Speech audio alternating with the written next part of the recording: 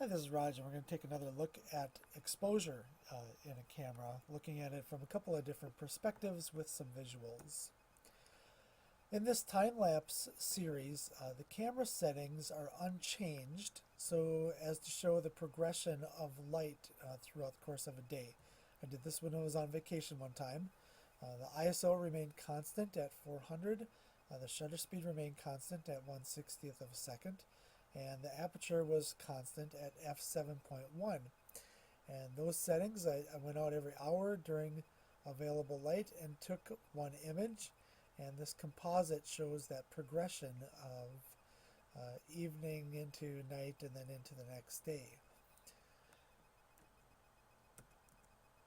If I wanted to, I could have gone out each hour and I could have adjusted my camera settings to come up with exactly the same exposure. Let's say we're shooting for the one in the lower left corner, since that one is a little bit off center and enhanced a little bit. If I went outside and the light conditions were such that it was like the top left image, I could boost my ISO to try to get the camera sensor to pick up enough light to come up with the image on the bottom left. That's one option. ISO is a great way for us to quickly bridge a long distance between available light and a proper exposure. It's the quickest way to do that. Of course, the trade-off is grain or noise on the image, but a lot of times that can be managed post-processing with the right software. But either if the image is or if the amount of light is too bright or too dark, or especially too dark, we can change the ISO to adjust and compensate for that light. For minor differences, say for example, either of the images on the right side, the top right or the bottom right, if we were going to take either of those images and try to go to the bottom left image, we could look at either shutter speed or aperture as a way to do that. We can change the shutter speed to make the shutter speed slower, which would bring in more light, or bring in the same amount of light for a longer period of time when the image is too dark. Or if our image is too bright, we can make a faster shutter speed or reduce the amount of time that light is hitting our sensor.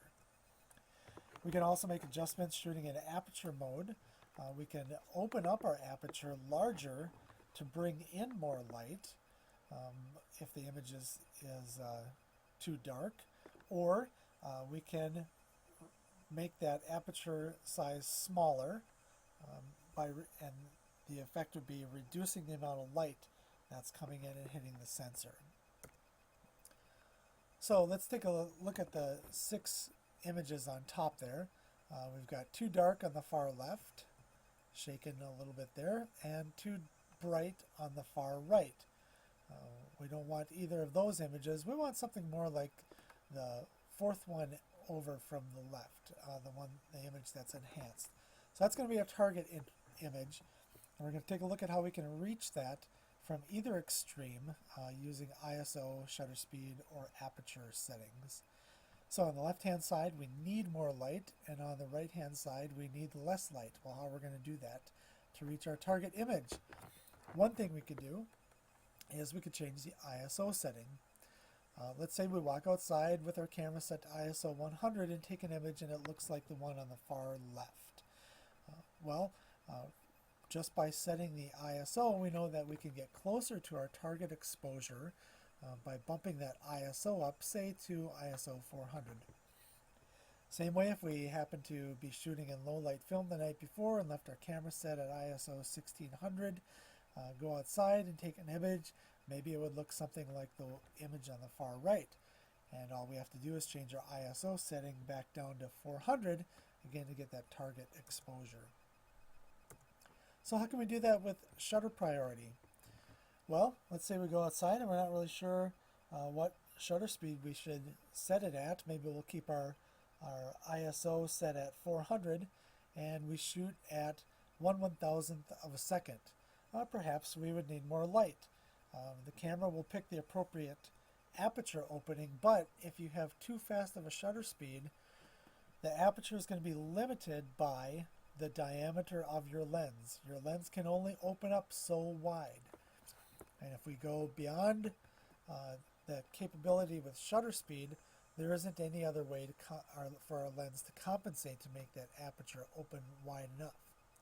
So perhaps a 1/1000th of a second is too fast, and we need to just dial that down to a slower exposure, say maybe 1/250th of a second, to get that target exposure. And the same thing with the other end, of course. If we have our camera set at 1/30th of a second, that might be too long of an exposure.